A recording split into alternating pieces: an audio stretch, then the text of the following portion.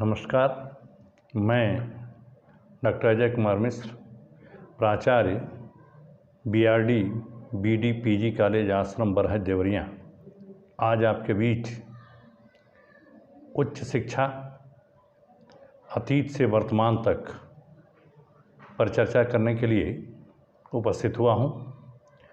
वस्तुतः वर्तमान में शिक्षा व्यक्तिगत विकास का साधन बनती जा रही है। स्वतंत्रता प्राप्ति के बाद शिक्षा केंद्रों से यह अपेक्षा की गई कि वे समस्याओं का समाधान प्रस्तुत करेंगे, लेकिन आज अधिकांश शिक्षालय समाज के लिए समाधान प्रस्तुत करना तो दूर, स्वयं ही समस्या बनते नजर आ रहे हैं। समाज में बंधुत्व, सामाजिक न्याय और इस तरह के भावनाओं का अभाव दिखने लगा है और इसके लिए कहीं न कहीं इन शिक्षा केंद्रों को भी उत्तरदायी लोग ठहराने लगे हैं।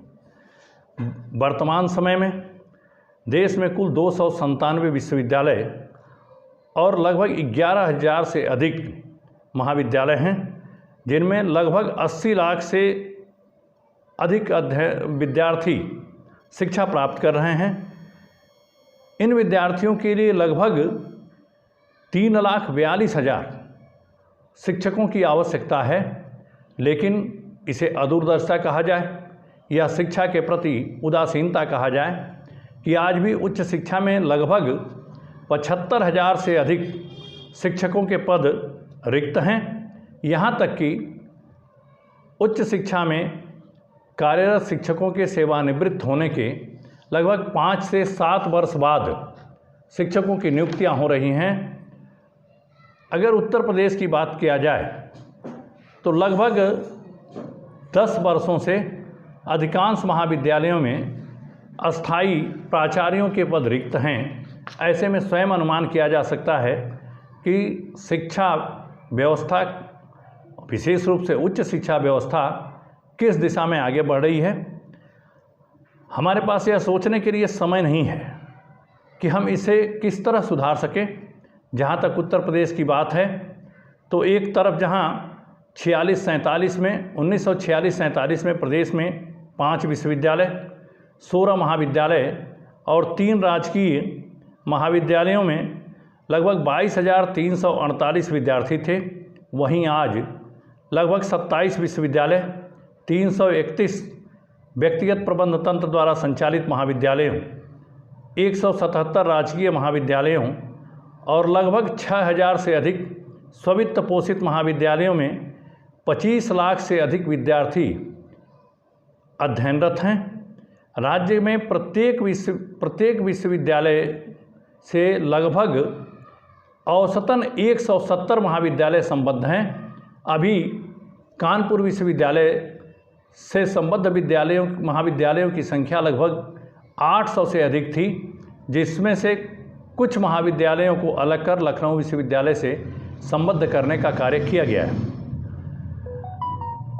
जबकि मानव संसाधन विकास मंत्रालय का स्पष्ट निर्देश है कि किसी भी विश्वविद्यालय से संबद्ध महाविद्यालयों की संख्या अधिकतम 100 होनी चाहिए। इनमें मुक्त विश्वविद्यालयों में परीक्षा देने वाले छात्रों की संख्या सम्मिलित नहीं है। अर्थात आज उत्तर प्रदेश की स्थिति यह है कि प्रत्येक सप्ताह में एक नया महाविद्यालय खोलने की होड़ मची हुई है। तीव्र गति से आर्थिक लाभ के लिए खुल रहे ये उच्च शिक्षा केंद्र विद्यार्थियों में उदात्त संस्कार डालने में कहाँ तक सफल हो रहे हैं, यह अत्यंत विचारणीय प्रश्न है।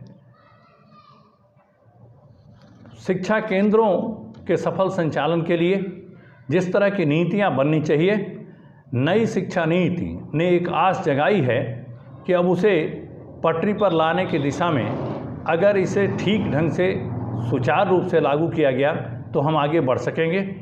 उच्च शिक्षा के केंद्र मौलिक रूप से मानवीय मूल्यों के संरक्षण और संवर्धन के साथ वैज्ञानिक ज्ञान, अन्वेषणात्मक अनुसंधान के चेतना के केंद्र के रूप में जाने जाते हैं।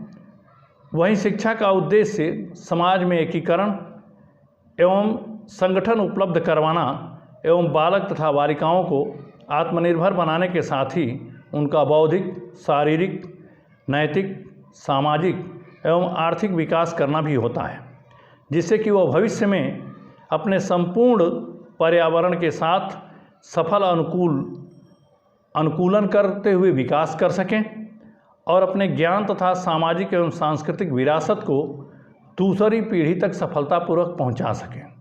महात्मा गांधी के अनुसार शिक्षा से मेरा अभिप्राय बच्चे के शरीर, मन और आत्मा में विद्यमान सर्वोत्तम गुणों का सर्वांगीण विकास करने से है। वहीं स्पेंसर का मानना है कि शिक्षा का उद्देश्य व्यक्ति को इस योग्य बनाना है कि वह अपने जीवन को पूर्ण रूप से सफल बना सके और उच्च शिक्षा के कंधों पर उत्तरदायित्व स्वाभाविक रूप से यह आ जाता है कि वह युवाओं को राष्ट्रभक्त बनाए, युवाओं को आत्मनिर्भर बनाए, उनका जीवन पूर्ण रूप से सफल बनाने में अपना महत्वपूर्ण योगदान दे सके। एच हैरिंगटन ने अपनी पुस्तक the social function of the university में विश्वविद्यालय का कार्य ज्ञान के उस व्यापक रूप का अन्वेषण करना बताया है जो मानव की संस्कृति के विभिन्न क्षेत्रों में विकास एवं उन्नति में सहायक हो सके। अर्थात उच्च शिक्षा का प्रमुख उद्देश्य ज्ञान का संकल्प, खोज और प्रसार करना उन्होंने बताया। आज विचारणीय है कि क्या उच्च शिक्षा केंद्र इस तरह की शिक्षा प्रदान कर रहे हैं कि वह मनुष्य को उच्च ज्ञान का संकल्प, खोज और प्रसार करने के लिए उपयुक्त बना रहे हैं। वर्तमान में जो दृश्य दिख रहा है उससे ऐसा लग रहा है कि उच्च शिक्षा केंद्र कहीं न कहीं अपने उद्देश्यों से भटकते नज़र आ रहे हैं। यद्यपि बहुत से ऐसे भी उच्च शिक्षा केंद्र हैं जो उन मानदंडों पर खरे उतरने में निरंतर आगे बढ़ रहे हैं जिससे कि जिस उद्देश्य से उच्च शिक्षा केंद्रों की स्थापना की गई थी। लेकिन अभी भी हाल के 3 दशकों में ऐसे शिक्षा केंद्र भी खुले हैं जो उच्च शिक्षा केंद्र के मानदंडों के अनुरूप आचरण नहीं कर रहे हैं। विशेष रूप से पिछले 3 दशक में नकल की महामारी ने इन शिक्षा केंद्रों की मर्यादा को न केवल तार तार किया है बल्कि नीति नियंताओं को भी बहुत कुछ सोचने के लिए मजबूर कर दिया है। भारत में प्राचीन काल से ही उच्च शिक्षा की आवश्यकता एवं महत्व को स्वीकार किया गया। वैदिक काल में गुरुकुल, बौद्ध काल में मठ और मुस्लिम काल में मदरसे उच्च शिक्षा के प्रमुख केंद्र के रूप में स्थापित हुए थे। लेकिन उनके माध्यम से जिस तरह की शिक्षा प्रदान की गई, क्या परवर्ती काल में भी उसी तरह की शिक्षा हम दे पाने में सफल हो रहे हैं? इस पे विचार करना अत्यंत उपयुक्त होगा। ब्रिटिश सरकार द्वारा भारत में शिक्षा, विशेष रूप से अंग्रेजी शिक्षा का प्रचार प्रसार करने का उद्देश्य समग्र भारत का विकास न करके ब्रिटेन में मुक्त व्यापार के समर्थकों की मांगों को एक व्यापक बाजार देना रहा। जैसा कि सब्यसाची भट्टाचार्य ने कहा है कि भारत में ऐसी नई शिक्षा व्यवस्था का प्रारंभ हुआ जिसमें ज्ञान के सृजन का काम तो मौलिक देश को सौंपा गया, जबकि उसके पुनरुत्पादन, दोहराव और प्रसार का काम उपनिवेश की जनता को दे दिया गया। इस तरह अंग्रेजी शिक्षा की इस नई नीति का प्रमुख उद्देश्य अधोमुखी विकास का सिद्धांत था। यह शिक्षा जगत के लिए नहीं बल्कि सी ट्रेवलान के शब्दों में धनिकों, विद्वानों और व्यवसायियों के लिए हो गई थी, क्योंकि उनके यहाँ शिक्षा की एक परंपरा थी, ज्ञान पाने की उत्सुकता भी थी और उसके लिए साधन भी थे। सबसे बड़ी बात यह है कि उनके पास इसके लिए पर्याप्त अवकाश था। इसके बाद 1854 में प्रस्तुत किए गए युद्ध घोषणा पत्र में भारत में आधुनिक ढंग के विश्वविद्यालयों की स्थापना करने की घोषणा की गई थी।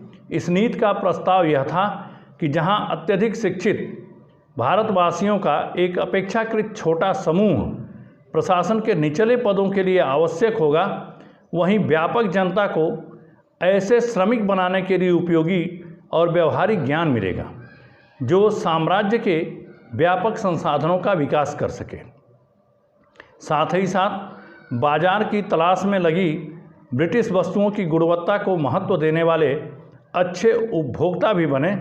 इसलिए जहां जनता के लिए प्राथमिक और तकनीकी शिक्षा की पैरवी की गई, वहीं 1857 में कलकत्ता, बम्बई और मद्रास में लंदन विश्वविद्यालय की तर्ज पर 3 विश्वविद्यालयों की स्थापना करके उच्च शिक्षा की ओर कदम बढ़ाया गया। इसी मॉडल को उपनिवेश की दशाओं के लिए सबसे उपयुक्त बताया गया। 1852 के भारतीय शिक्षा आयोग इंटर कमीशन ने शिक्षा व्यवस्था की समस्या को हल करने का असफल प्रयास किया।